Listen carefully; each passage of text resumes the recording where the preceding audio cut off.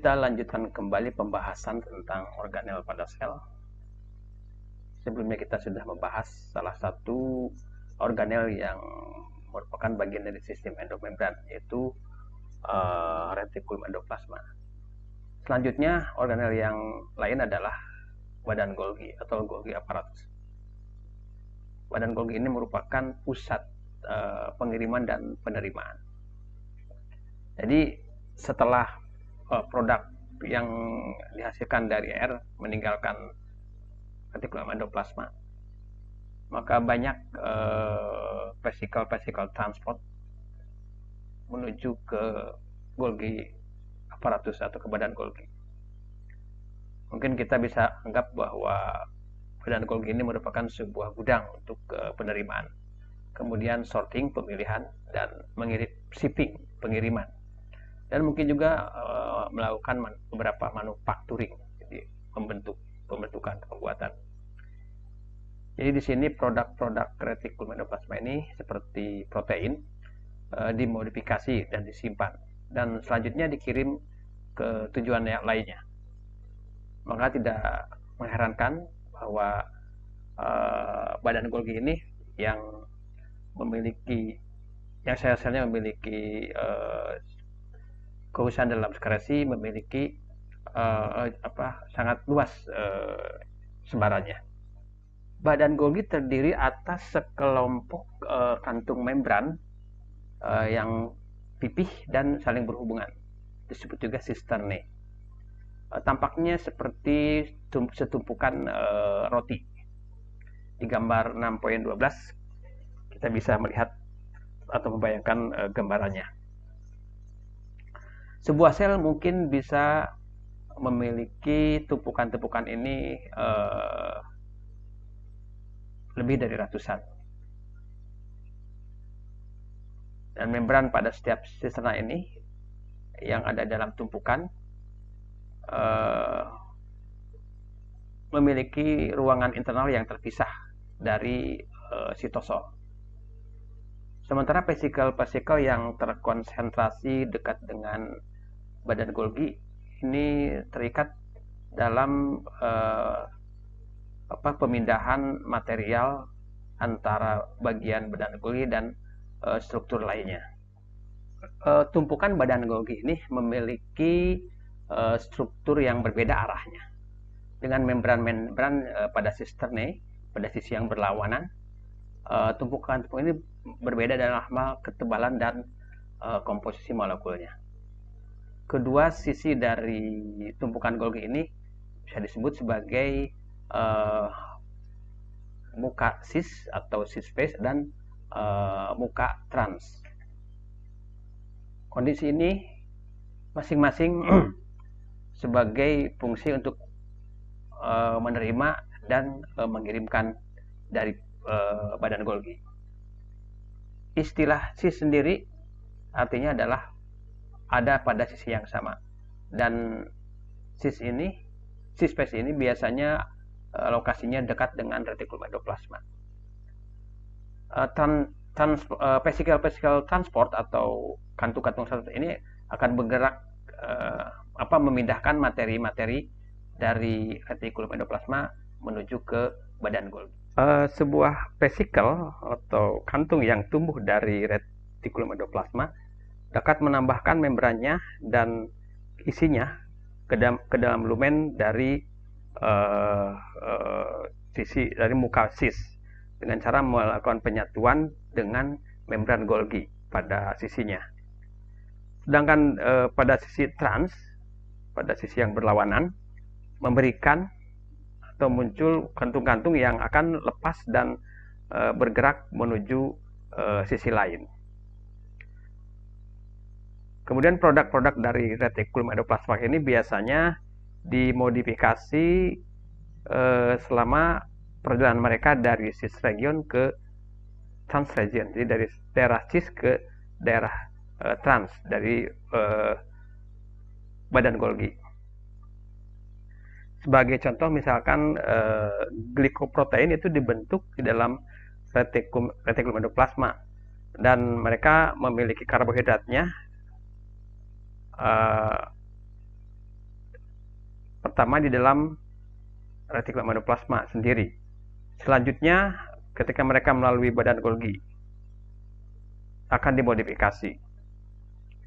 Nah, badan Golgi ini akan mengambil beberapa monomer gula dan substitut lainnya. Kemudian akan menghasilkan sebuah karbohidrat yang keragamannya sangat besar. Membran fosfolipid mungkin juga diubah di dalam badan Golgi ini. Untuk melakukan penyelesaian kerjanya, badan Golgi biasanya melakukan pembuatan beberapa makromolekul.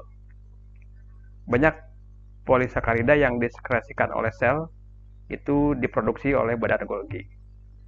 Sebagai contoh misalkan pektin dan non polisakarida non selulosa lainnya yang tertentu dibuat di dalam badan Golgi dari sel tanaman, dan kemudian akan digabungkan selama atau dengan selulosa ke dalam dinding sel mereka. Seperti protein sekretori merupakan produk dari produk Golgi non protein yang akan diskresikan dari sisi trans badan Golgi menuju ke dalam vesikel transport yang akhirnya akan bergabung dengan membran plasma. Isinya akan dikeluarkan dan membran vesikel ini akan bergabung ke dalam membran plasma sehingga menambah luas permukaan membran plasma. Badan Golgi membuat dan memperbaiki produknya dalam tahapan-tahapan dengan sisterna yang berbeda yang berisi enzim-enzim yang unik. Sampai saat ini para ahli biologi berpandangan bahwa badan Golgi merupakan sebuah struktur yang statis dengan produk-produk yang dalam berbagai jenis tahap pada proses-proses yang dipindahkan dari satu sisterna ke bagian menuju ke vesikel berikutnya. Sementara bisa saja terjadi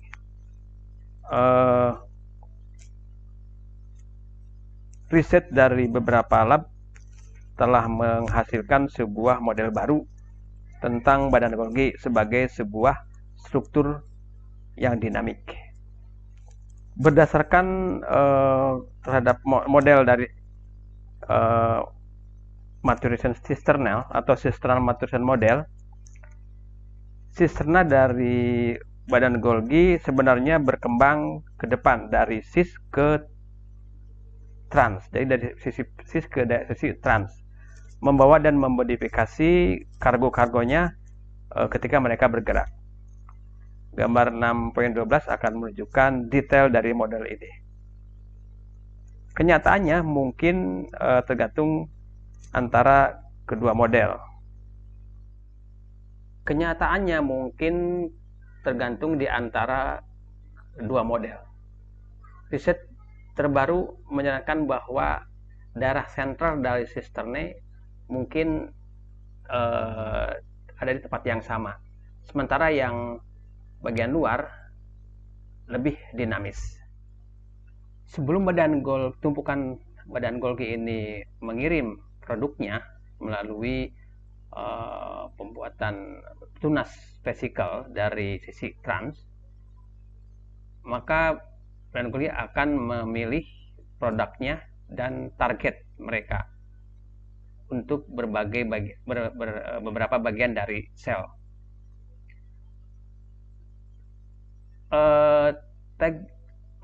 Identifikasi molekuler seperti fosfat grup ditambahkan ke dalam produk badan Golgi, membantu penyortiran seolah seperti membuat kode pos pada saat pengiriman label atau pada pelabelannya.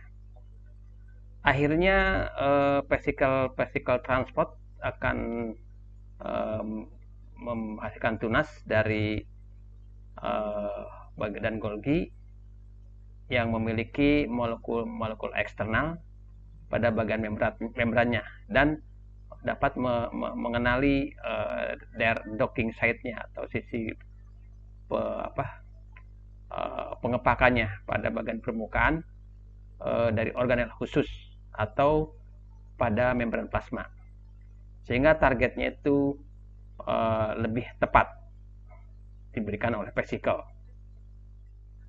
Mari kita lihat sekarang hubungan struktur organel badan Golgi dengan organel lain di dalam sel ya. Nah, di dalam gambar 6.12 ini menggambarkan dari yang diwarnai ini daerah badan Golgi. Kemudian kalau diperbesar nanti akan kita lihat ada bagian-bagian yang berbeda struktur dan fungsinya. Di sini misalkan yang pertama ini adalah bagian vesicle yang bergerak dari retikulum endoplasma menuju ke badan Golgi. Kemudian di sini ada vesicle yang membentuk sisi cis pada sisterna badan Golgi di sini. Yang ini sisi cisnya. Jadi yang baru datang dari retikulum endoplasma. Ini dari gambaran mikroskop elektron TEM dari badan Golgi seperti ini.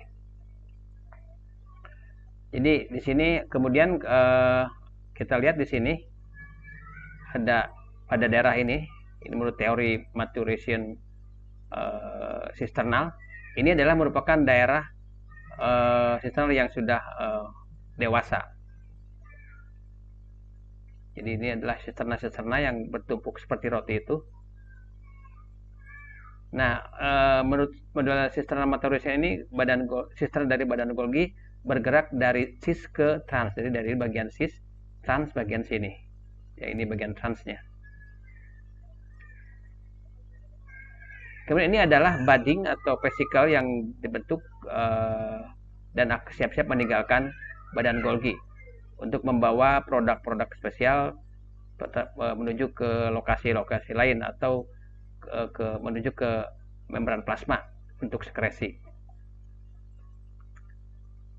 Berikutnya vesicle transport pada beberapa protein ini kembali ini merupakan badan Golgi yang belum dewasa dan